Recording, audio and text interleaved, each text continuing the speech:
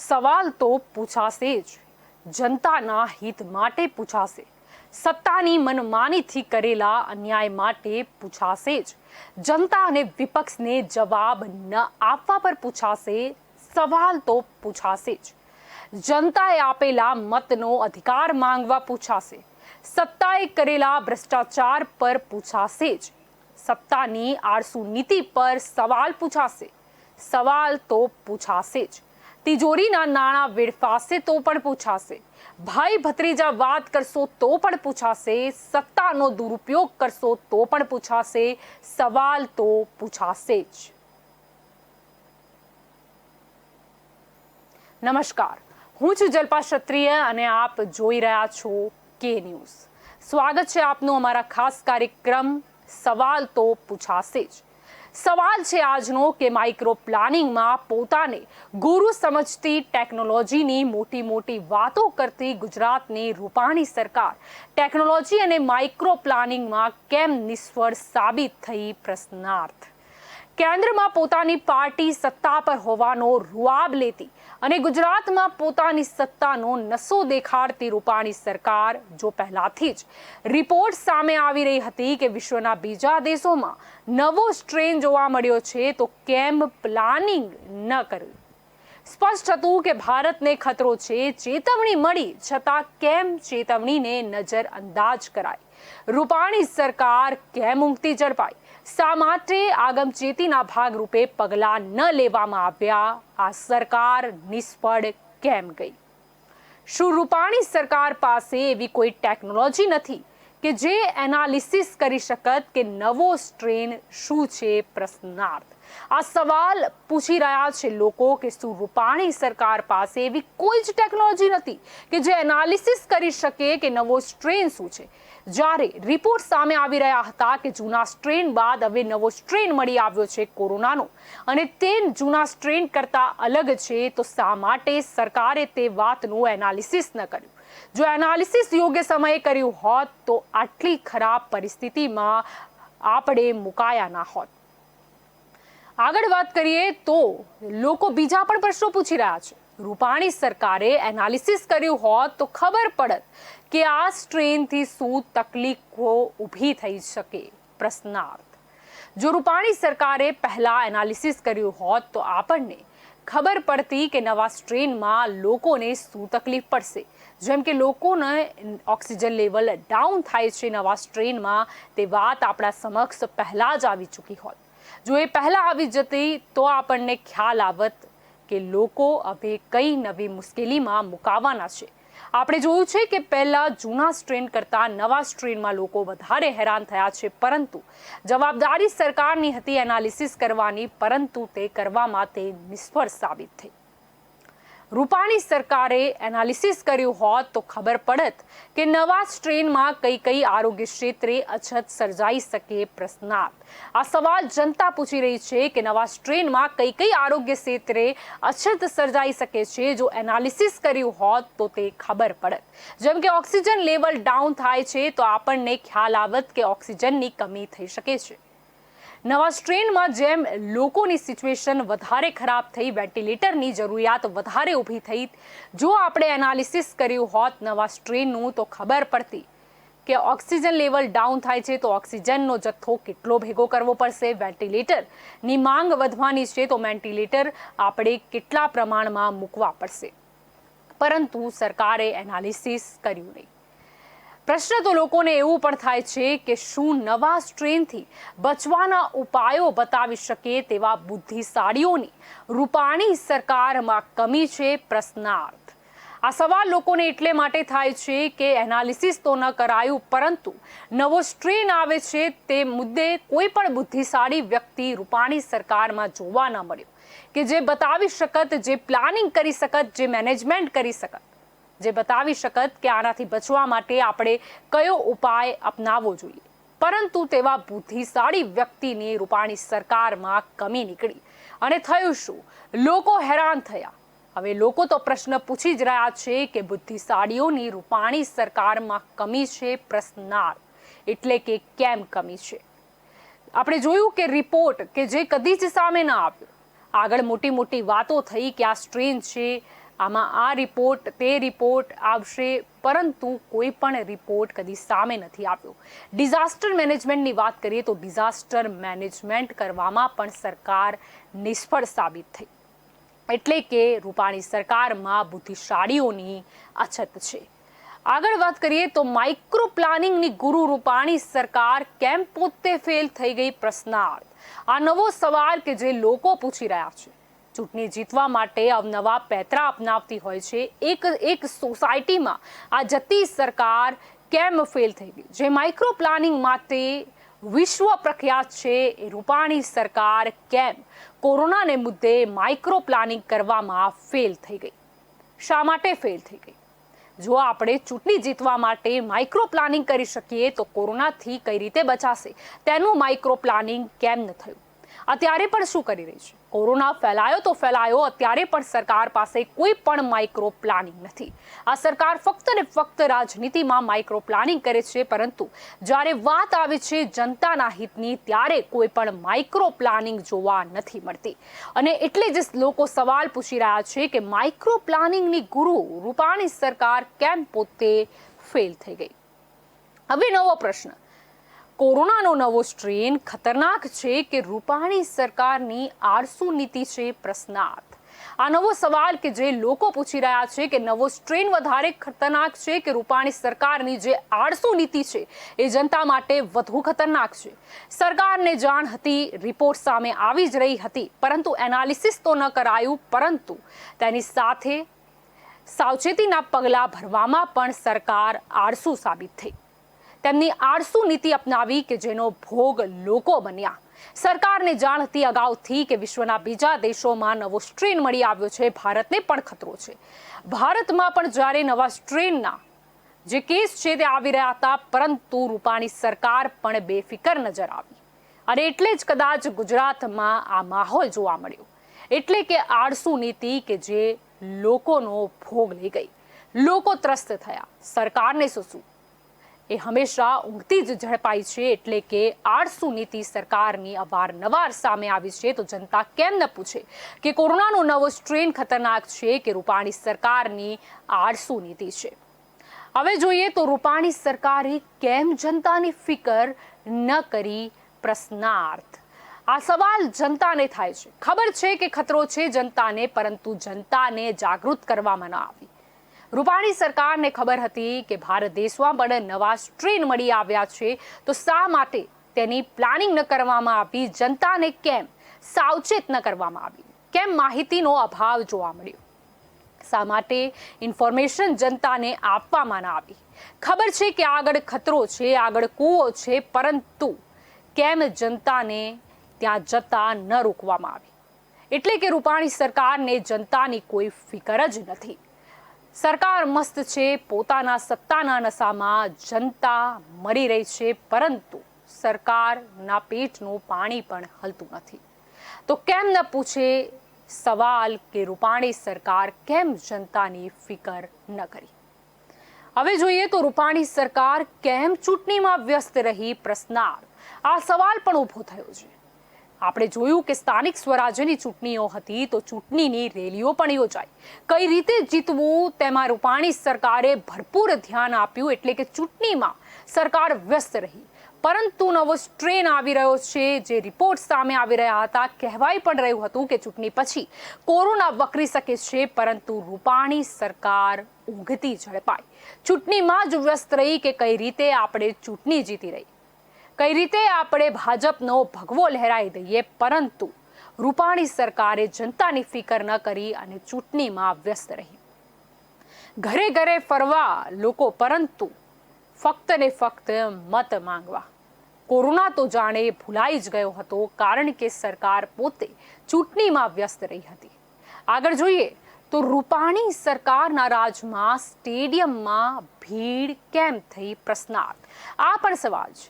Match રમવાની મંજૂરી આપવામાં આવી, સાથે સાથે ટિકિટોનું ધૂમ વેચાણ થઈ રહ્યું હતું, પરંતુ સરકારે કોઈ જ પગલાં ન લીધા. ટિકિટો વેચાઈ ગઈ.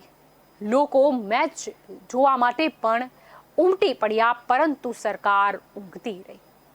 સરકારને તો નવા સ્ટેડિયમની ઓપનિંગ થાય છે અને મેચ રમાય છે, આટલા બધી ભીડ આવી છે, તે જ વિશ્વને બતાવવામાં ઇન્ટરેસ્ટ હતો. એટલે કે સ્ટેડિયમમાં ભીડ થઈ પરંતુ રૂપાણી સરકારને ન દેખાય. મેચ રમવાની મંજૂરી આપી, સાથે સાથે પ્રેક્ષકોની પણ મંજૂરી આપી દીધી. ટિકિટોનું ધૂમ વેચાણ થાય છે. કહેવાય રહ્યું છે કે આટલી બધી ટિકિટો વેચાઈ રહી છે, પરંતુ સરકારે કોઈ પગલાં ન લીધા. અને છેલ્લે પગલાં લીધા ત્યારે પણ આપણે જાણીએ છીએ કે કોણે લીધું. અને વિજયભાઈ રૂપાણીએ ટ્વીટ પણ કર્યું હતું, પોસ્ટ પણ કર્યું હતું, થેન્ક્સ ટુ BCCI. એટલે કે રૂપાણી સરકાર પગલાં લેવામાં પણ નિષ્ફળ સાબિત થઈ.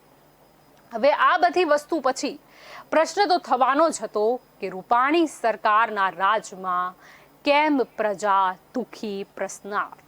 હવે આ પ્રશ્નનો જવાબ શું હશે? કારણ કે જોવા જઈએ તો કુલ મિલાકે પ્રજા જ દુખી થઈ છે. જીતવાવાળા જીતી ગયા. સ્ટેડિયમમાં મેચ રમાવીને સ્ટેડિયમનું ઓપનિંગ કરવાનું હતું, વિશ્વને દેખાડવાનું હતું કે કેટલા લોકોની કેપેસિટી છે, એ બધું દેખાડી દીધું. પરંતુ છેલ્લે હેરાન તો પ્રજા જ થઈ. પ્રશ્ન થાય છે કે રૂપાણી સરકાર એમ તો રામ રાજ્યની વાત કરે છે, પરંતુ પ્રજા કેમ દુખી છે? સ્થાનિક સ્વરાજ્યની ચૂંટણી કે જે રૂપાણી સરકારની પાર્ટી જીતી ગઈ, સત્તા હાસિલ કરી દીધી, સ્ટેડિયમમાં મેચ રમાવી દીધી, ગર્વ લઈ લીધું, શ્રેય લઈ લીધું, પરંતુ દુખી તો જનતા થઈ. કોરોના નડ્યો તો જનતાને નડ્યો, કોઈ નેતાને તો નડ્યો નથી. શા માટે? રૂપાણી સરકાર જે વાત કરે છે રામ રાજ્યની, તેમના જ રાજમાં પ્રજા કેમ દુખી છે? આગળ પ્રશ્નો અહીંયાથી અટકતા નથી. બીજા બી પ્રશ્નો છે કે રૂપાણી સરકારના રાજમાં બેડ્સની અછત કેમ? પ્રશ્નાર્થ. આપણે જોયું હતું કે કઈ રીતે લોકો કે જેમને બેડ્સ નહોતા મળી રહ્યા એ લોકો રોડ પર બેસી જતા હતા. આપણે એ પણ જોયું કે કેટલું લાંબુ વેઇટિંગ હતું. 108માં બી બે જે ગયા હતા તેમની કેટલી લાંબી લાઈન હતી. આપણે એ પણ જોયું હતું કે બેડ્સની અછત હોવાના કારણે કેટલાય મરીજોએ હોસ્પિટલની બહાર, ગેટની બહાર દમ તોડી દીધો. 900 બેડ્સની હોસ્પિટલની મોટી મોટી વાતો થઈ, પરંતુ તે હોસ્પિટલની આગળ પણ લોકોએ દમ તોડ્યો. લોકોને અંદર જવા દેવામાં નહોતા આવતા. ઘર્ષણના પણ દ્રશ્ય સર્જાયા હતા. બેડ્સની અછત હતી. શા માટે? આટલા વર્ષોથી ગુજરાતમાં ભાજપની સરકાર છે, પરંતુ આટલા વર્ષોમાં શા માટે બેડ્સ ઊભા ના કરાયા? શા માટે હોસ્પિટલ ભારતીય જનતા પાર્ટી ઊભી ના કરી શકી? અને રૂપાણીજી કે જેઓ આટલા વર્ષોથી મુખ્યમંત્રી પદ પર બિરાજમાન છે, તેમને આ વ્યવસ્થા કેમ ના કરી? શા માટે? ખબર છે કે કોરોના છે, કોરોના ગયો નથી, પરંતુ કોઈ પણ સાવચેતીના પગલાં ન રાખવામાં આવ્યા. શા માટે? બેડ્સની અછતથી પણ પ્રશ્ન કે સવાલ પૂરો થતો નથી. નવો સવાલ છે કે રૂપાણી સરકારના રાજમાં રેમડેસિવિર ઇન્જેક્શન માટે લાઈનો જોવા કેમ મળી? પ્રશ્નાર્થ. જવાબ આપણે બધા જાણીએ છીએ કે રૂપાણી સરકાર જે માહિતી પહોંચાડવામાં અસક્ષમ રહી, જેના લીધે રેમડેસિવિરની લાંબી લાઈનો જોવા મળી. સરકાર જો જાગૃત હોતી તો ડોક્ટરોની પેનલ બેસાડી શકતી હોતી, પરંતુ તે પેનલ ના બેસાડવામાં આવી, કોઈ પણ જાતની માહિતી ન આપવામાં આવી. રેમડેસિવિરની આટલી લાંબી લાઈનો થાય છે, સરકાર જાણે છે, પરંતુ સરકારે કોઈ પગલાં ન લીધા. ત્યાં સુધી તો મુખ્યમંત્રી વિજયભાઈ રૂપાણી કે જે તેમના જ પાર્ટીના અધ્યક્ષે જ્યારે રેમડેસિવિર ઇન્જેક્શન બાંટ્યા હતા અને પ્રશ્ન પૂછવામાં આવ્યો તો તેમણે કહી દીધું, CR પાટીલને પૂછો. શા માટે તે આટલા નીરસ નજર આવ્યા? રેમડેસિવિર ઇન્જેક્શનની લાંબી લાઈનો લાગે છે, કાળા બજારી પર થઈ, પરંતુ રેમડેસિવિર ઇન્જેક્શનની લાઈનો મુદ્દે તો સરકાર ચૂપ રહી, પરંતુ તેના કાળા બજાર ચાલી રહ્યા છે તેવા રિપોર્ટ્સ મળી રહ્યા હતા. સરકાર પણ જાણતી હતી, પરંતુ મુખ્યમંત્રી વિજયભાઈ રૂપાણીએ કોઈ જ પગલાં ન લીધા. ત્યારે પ્રશ્ન ચોક્કસથી થાય કે મોટી મોટી વાતો કરતી રૂપાણી સરકારના રાજમાં રેમડેસિવિર ઇન્જેક્શનો માટે લાંબી લાઈનો કેમ મળી? પ્રશ્ન રેમડેસિવિર ઇન્જેક્શન પરથી બી પૂરો નથી થતો. સવાલ નવો એ છે કે રૂપાણી સરકારના રાજમાં કેમ વેન્ટિલેટરની બૂમ પડી? પ્રશ્નાર્થ. હવે આનો ઇતિહાસ જોઈએ તો વેન્ટિલેટરમાં સ્વદેશી વેન્ટિલેટરની રૂપાણીજીએ એન્ટ્રી કરી. કહેવાતા વિજયભાઈ રૂપાણીના મિત્ર કે જેમણે ધમણ બનાવ્યું અને ધમણ મુદ્દે કે જે ડૉક્ટર શું બોલ્યા એ પણ આપણે બખૂબી જાણીએ છીએ કે આ વેન્ટિલેટર છે જ નહીં. આ બધી રિપોર્ટ્સ આપણે જાણી છે, સાંભળી છે, પરંતુ એ ધમણ કૌભાંડ પર અટકતું નથી, પરંતુ નવા લાયેલા અને સરકારી હોસ્પિટલના વેન્ટિલેટર પણ પ્રાઇવેટ હોસ્પિટલમાં આપી દેવામાં આવ્યા, જે પણ એક મોટું કૌભાંડ છે. પરંતુ રૂપાણી સરકારે આંખ આડા કાન કર્યા. વેન્ટિલેટર ન મળતા કેટલા લોકો તો થેલો ભરીને પૈસા લઈને પણ નીકળ્યા કે ક્યાંકથી વેન્ટિલેટર મળી જાય, પણ મળતા કેમ ના? આપણે સૌ કોઈ જાણીએ છીએ કે વેન્ટિલેટર આટલા ખરીદવામાં આવ્યા છે તેવી સરકારે મોટી મોટી વાતો કરી, ફક્ત ને ફક્ત વાતો કરી, પરંતુ વેન્ટિલેટરની કેટલી બૂમ પડી તે આપણે બખૂબી જાણીએ છીએ. ધમણ કૌભાંડ પણ શું હતો તે પણ આપણે જાણીએ છીએ. અને ધમણ કૌભાંડ પર કે વેન્ટિલેટર પર સવાલ પૂરો નથી થતો. સવાલ બીજો એ છે કે રૂપાણી સરકારના રાજમાં કેમ ઓક્સિજનની અછત પડી? પ્રશ્નાર્થ. એટલા માટે પડી કારણ કે એનાલિસિસ ન કરાયું હતું. ખબર જ નથી સરકારને કે નવા સ્ટ્રેનમાં લોકોના ઓક્સિજન લેવલ ડાઉન થઈ રહ્યા છે, એટલે કે આપણે ઓક્સિજનની જરૂરિયાત ઊભી થશે. પ્રાણવાયુના ઠેકાણા ન હોવા. ગુજરાત કે જે વાત કરે છે વાઇબ્રન્ટ ગુજરાતની, જે વાત કરે છે વિકાસની, જે ગુજરાતને મોડલ ગણાવે છે, જે ઇન્ડસ્ટ્રીઝની વાતો કરે છે, આપણે જોઈએ છીએ કે વાઇબ્રન્ટના નામે કેટલા બધા ધતિંગો થતા હોય છે. પરંતુ આવી વાતો કરતી, ઔદ્યોગિક ક્રાંતિની વાતો કરતી ગુજરાત સરકારને પણ કઈ રીતે ઓક્સિજનની અછત સર્જાય? આ અછત કેમ સર્જાય તે તો સૌથી મોટો પ્રશ્ન છે. હવે શું લોકોને પ્રાણવાયુ પણ નહીં મળે? શું રૂપાણી સરકાર આટલી નિષ્ફળ કે ઓક્સિજન પૂરું ન પાડી શકે? કેન્દ્રમાં સરકાર છે એમની, પરંતુ તેઓ નિષ્ફળ રહ્યા આયોજન કરવામાં.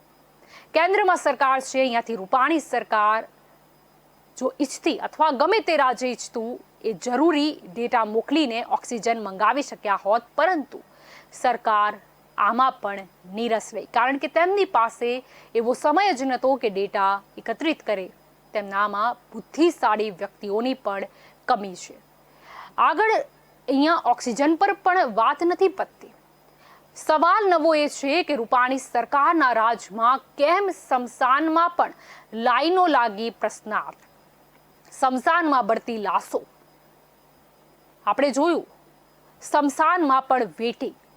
આવી બદતર સ્થિતિ રૂપાણી સરકારના રાજમાં ગુજરાતમાં જોવા મળી.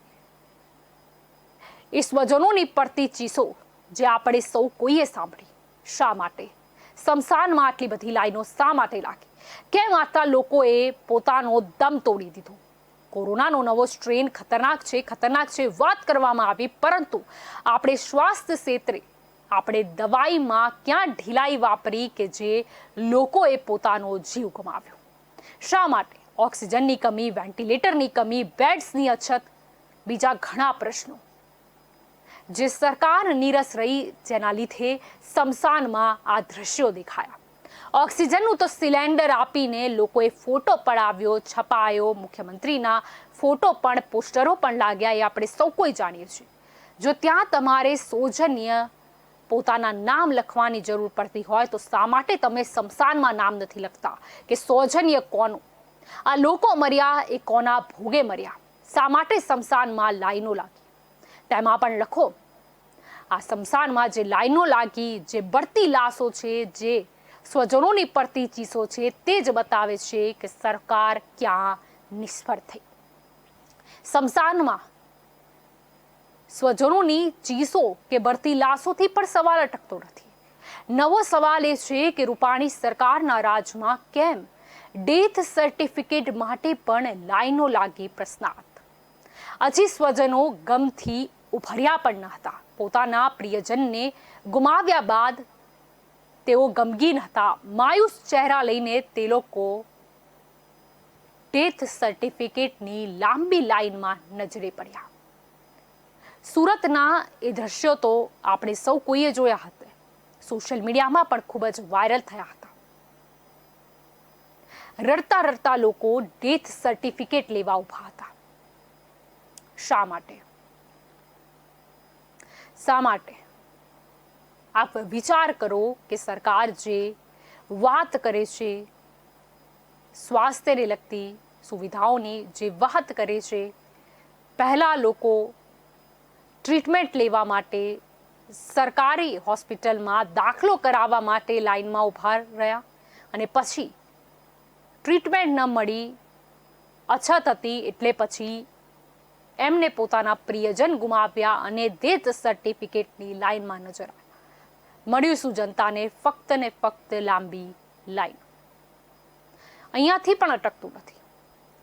જેણે પોતાના સ્વજનો ગુમાવ્યા, ઠીક છે, એમણે ગુમાવી દીધા, સરકારને તો કંઈ પડી નથી, એ તો એ જ જાણે કે જેને ગુમાવ્યા છે. પરંતુ નવો સવાલ હવે ઊભો થયો. કોરોનાના કેસ વધતા હતા, પરંતુ રૂપાણી સરકારના રાજમાં કેમ ટેસ્ટિંગ ઓછું થયું? પ્રશ્નાર્થ.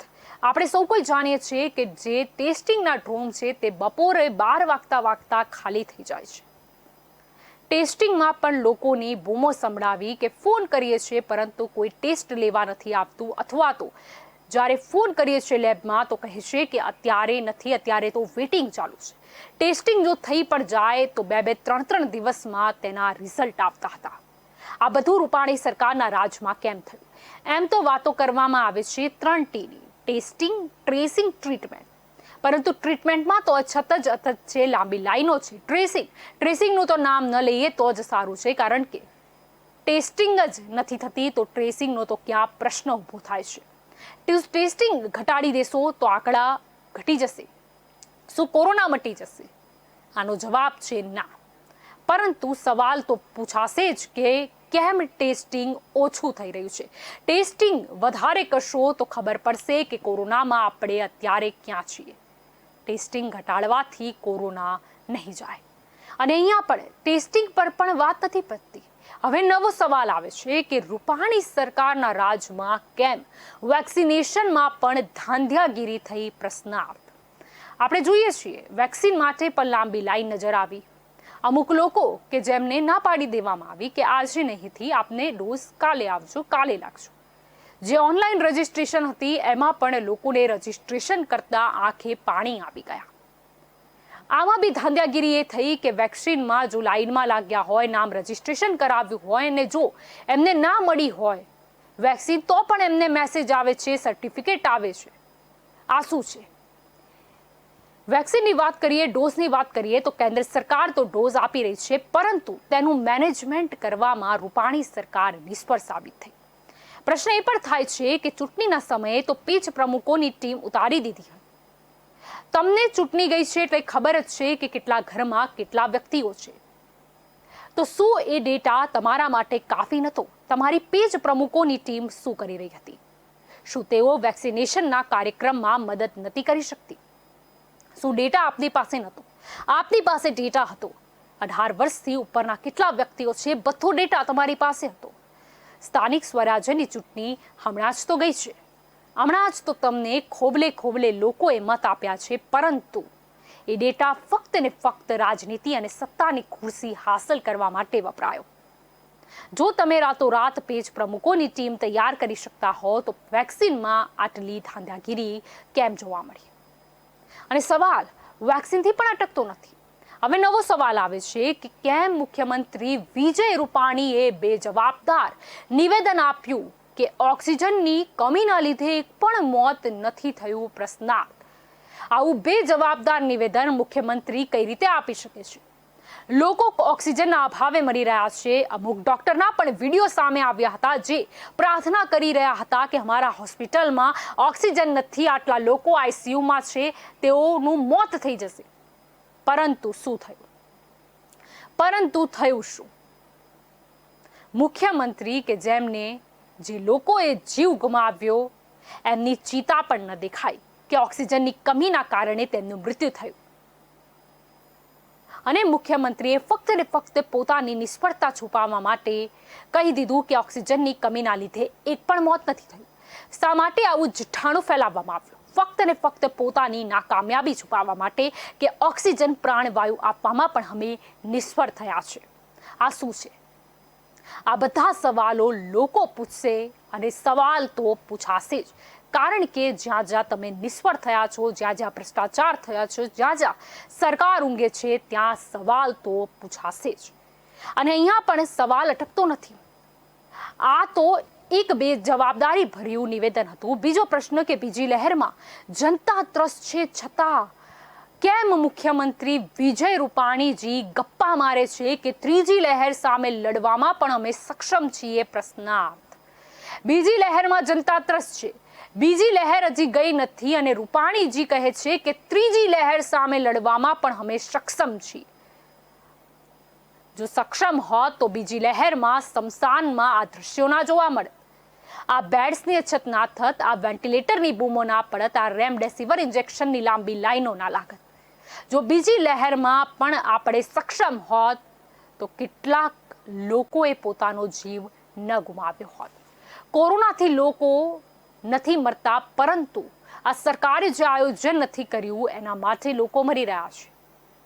કારણ કે લોકો ડરી જાય છે કે અમને સારવાર ઉચિત મળશે કે કેમ. લોકો ડરી જાય છે કે પરિવારમાંથી કોઈનું ઓક્સિજન લેવલ ડાઉન થયું તો ઓક્સિજન મળશે કે કેમ. અને વિજયભાઈ રૂપાણી એવા ગપ્પા મારી રહ્યા છે કે ત્રીજી લહેર સામે લડવામાં પણ અમે સક્ષમ છીએ. કેમ? શા માટે? શું ત્રીજી લહેર વિશે વિજયભાઈ રૂપાણી જાણે છે કે ત્રીજી લહેર કેવી હશે, તેનો સ્ટ્રેન કેવો હશે, તેમાં લોકોને શું તકલીફો પડવાની છે, એટલે એમણે પૂર્વ આયોજન કરીને રાખ્યું છે? શું વિજય રૂપાણીજી જાણતા હોય તો સમગ્ર દેશને નહીં પરંતુ સમગ્ર વિશ્વને માહિતી આપે કે ત્રીજી લહેર કેવી હશે? જો એ પોતે લડવામાં સક્ષમ થઈ ગયા છે તો એ જાહેર કરે કે ત્રીજી લહેર કેવી હશે. જો એ આ એનાલિસિસ એમણે કર્યું હોય તો તે બીજાને પણ મદદરૂપ બને. ફક્ત ને ફક્ત વાતો છે. બીજી લહેરમાં જ ટાઈ ફીસ થઈ ગઈ છે, પરંતુ ત્રીજી લહેર માટે સક્ષમ છે. હવે અહીંયાથી પણ પ્રશ્ન નથી અટકતો. છેલ્લે કુલ મિલાકે આ બધી વાતો થાય તો નવો પ્રશ્ન આવે છે કે કેમ રૂપાણી સરકાર આંકડા છુપાતી રહી? પ્રશ્નાર્થ. આપણે જોયું સ્મશાનમાં કેટલી લાંબી લાઈનો છે, વેટિંગ છે, પરંતુ જ્યારે સરકારી આંકડા આવે તો તેમાં મામૂલી આંક બતાવવામાં આવે. કેમ? જે મર્યા છે તેમની કોઈ જ ફિકર નથી. ત્યાં સુધી કે લખવામાં રીઝનમાં કોરોના ન લખવું એવું ઉપરથી સૂચના આપવામાં આવી છે, એવી માહિતી પણ આપણા સામે આવી. શા માટે સરકાર આંકડા છુપાવતી રહી? શું આંકડા છુપાશે તો કોરોના ઓછો થઈ જશે? લોકો કો હકીકત જાણે જ છે કે કોરોનાએ કેટલા લોકોનો ભોગ લીધો. સરકાર આંકડા છુપાવતી રહી. આપણે પણ જાણીએ છીએ કે કેટલા ટેસ્ટ થયા, રિપોર્ટ શું આવતી હતી, પરંતુ પોઝિટિવ કેસ કેટલા છે તેનો પણ આંકડો છુપાવ્યો. મરનારનો આંકડો તો છુપાવવામાં જ આવ્યો છે, પરંતુ કેટલા લોકો છે, કેટલા કેસ છે એ પણ છુપાવવામાં આવ્યા, જેથી જનતાને એવું લાગતું હતું કે ખાલી વાતો થઈ રહી છે કોરોના કોરોના, પણ આંકડા જોઈને નથી લાગતું કે આવી કોઈ મહામારી ફરીથી એનો બીજો સ્ટ્રેન લઈને આવી હોય. કારણ શું? સરકારના આંકડા. હવે સરકાર જનતાને જાગૃત તો દૂર પરંતુ ગેરમાર્ગે દોરે છે. ત્યાં સુધી તો હાઈકોર્ટે પણ ટકોર કરી દીધી કે જો આ જ રીતે તમે આંકડા છુપાવતા રહ્યા તો લોકોનો વિશ્વાસ ઉઠી જશે સરકાર તરફથી. પરંતુ સરકારે કાંઈ જ પડી નથી. સવાલ તો પૂછાશે જ, કારણ કે સવાલ સત્ય બતાવી રહ્યા છે. અને સવાલ જો આ બધા ભેગા કરીએ તો એક જ થાય કે માઇક્રો પ્લાનિંગમાં પોતાને ગુરુ સમજતી, ટેકનોલોજીની મોટી મોટી વાતો કરતી ગુજરાતની રૂપાણી સરકાર ટેકનોલોજી અને માઇક્રો પ્લાનિંગમાં કેમ નિષ્ફળ સાબિત થઈ? પ્રશ્નાર્થ. આ પ્રશ્નનો જવાબ તમને મળી જ જશે, કારણ કે સવાલમાં જ જવાબ છુપાયેલો છે. ઓક્સિજનની કમી, વેન્ટિલેટરની બૂમો, સ્મશાનમાં લાંબી લાઈનો, ડેથ સર્ટિફિકેટમાં લાઈનો, આંકડા છુપાવવાના, આ બધું શું છે? ટેસ્ટિંગ ઓછો કરી દીધું, એમને લાગે છે કે જો ટેસ્ટિંગ ઓછો કરીશું તો કોરોના જતો રહેશે. ફક્ત ને ફક્ત 3Tની વાતો કરવાની, ટેસ્ટિંગ, ટ્રેસિંગ, ટ્રીટમેન્ટ, પરંતુ એ 3ને નવો T એટલે કે ટાટા કરી દેવાનું. ટેસ્ટિંગ, ટ્રેસિંગ, ટ્રીટમેન્ટ ને ટાટા આ જ કરી રહી હતી સરકાર, એવું તો સ્પષ્ટ નજરે પડ્યું, કારણ કે ટેસ્ટિંગ ઘટાડી દીધી. હવે કહેવામાં આવી રહ્યું છે કે ના, એ બીજી લહેરમાં જે હતું તે બધું ગયું છે, હવે ક્યાં છે, હવે તો બેડ્સ મળી રહ્યા છે, આ મળી રહ્યું છે, તે મળી રહ્યું છે, એવી ફક્ત ને ફક્ત વાતો કરવી. આ જૂઠા આંકડાઓથી, આ જૂઠી વાતોથી થાય છે એવું કે જનતા પોતે કન્ફ્યુઝ થઈ જાય છે કે હવે શું કરીએ આગળ. ફક્ત જુઠ્ઠાણું નજરે પડે, ક્યાંક ને ક્યાંક આયોજનનો અભાવ નજરે પડે. 900 બેડની હોસ્પિટલ કરી તો ઉદ્ઘાટનની રાહ જોવાની શું જરૂરિયાત હતી? નવો નિયમ પણ લાવ્યા હતા કે 108માં આવશે તો જ એડમિટ કરીશું, પણ પછી વિરોધ થયો તો પછી નવો નિયમ લાયા કે ટોકન સિસ્ટમ, જે પણ નિષ્ફળ સાબિત થઈ. એટલે કે એનાલિસિસથી લઈને આયોજન સુધી ટોટલી સરકાર ફેલ થઈ. અને સવાલ તો પૂછાશે જ, કારણ કે લોકો હેરાન થઈ રહ્યા છે. કારણ કે મુખ્યમંત્રી વિજયભાઈ રૂપાણીને નથી લાગતું કે ઓક્સિજનની કમીના કારણે એક પણ મોત થયું છે. વિજયભાઈને પણ લાગે છે કે ત્રીજી લહેરને પહોંચી વળવા પણ અમે સક્ષમ છીએ, પરંતુ આ જનહિતમાં વિજયભાઈ જારી કરે કે ત્રીજી લહેર કેવી હશે અને લોકોએ શું ધ્યાન રાખવું, તો એ વધારે સારું રહેશે. હવે એમને બીજી લહેરનું તો એનાલિસિસ ન કર્યું, ત્રીજી લહેરનું જો કરી દીધું હોય તો તે માહિતી પ્રસિદ્ધ કરે, એ પણ બતાવી દે કે ત્રીજી લહેર ક્યારે આવશે, એટલે લોકોને પણ એમના પ્લાનિંગમાં ખબર પડે. ભલે વિજય રૂપાણી પછી બોલી શકે છે કે મને ખબર નથી, પરંતુ અત્યારે જો તેમને ખબર હોય કે ત્રીજી લહેર કેવી હશે, ક્યારે આવશે, એમાં શું સમસ્યા સર્જાઈ શકે છે, કઈ વસ્તુની માંગ વધી જશે, જો એમને ખબર હોય તો તે લોકોને પણ ખબર પાડે, કારણ કે લોકોને ખબર નથી કે ત્રીજી લહેરમાં શું થશે. સરકાર શા માટે નિષ્ફળ ગઈ? જો આંકડા ન છુપાવ્યા હોત તો પણ લોકો વધારે જાગૃત બને. માનીએ છીએ મહામારી છે, વિશ્વભરમાં ફેલાયેલી છે, પરંતુ શા માટે આપણે માઇક્રો પ્લાનિંગ નથી કરી શકતા? આપણે ટેકનોલોજીની વાત કરીએ છીએ, શા માટે ટેકનોલોજીનો વપરાશ કરીને શા માટે માઇક્રો પ્લાનિંગ ન કરવામાં આવી કે જેનાથી આ કદાચ મહામારીનો કહેર ઓછો થતો? અરે કંઈક અંશે તો ઓછો દેખાતો, લોકો તો અમુક બચ્યા હોત, પરંતુ નહીં. સરકારને ફક્ત ને ફક્ત પોતાની સરકારની નાકામયાબી છુપાવવામાં વધુ રસ હોય તેવું લાગ્યું. ફોટો પડાવીને ઓક્સિજનના સિલિન્ડરો આપવામાં આવ્યા, ફોટો પડાવીને ફૂડ પેકેટ આપવામાં આવ્યું, જેમ કે ભીખમાં ખાવાનું આપતા હોય. જનતાનો સેવાનો અવસર હતો, અવસર જ કહે છે ને એ લોકો આપત્તિને, તો અવસર જ હતો એમના માટે, તો શા માટે જનતાની સેવા કરવામાં પણ ઊણા ઉતર્યા? અને એટલે જ આ બધા પ્રશ્નો આજે સવાલ તો પૂછાશેમાં જ રજૂ કર્યા. સવાલ તો પૂછાશે જ, કારણ કે સરકાર ક્યાંક ને ક્યાંક નિષ્ફળ થઈ, ક્યાંક ને ક્યાંક સરકારની કમી રહી ગઈ, એટલે સવાલ તો પૂછાશે જ. સવાલ એટલે પણ પૂછાશે જેથી સરકારની આંખો ખુલે.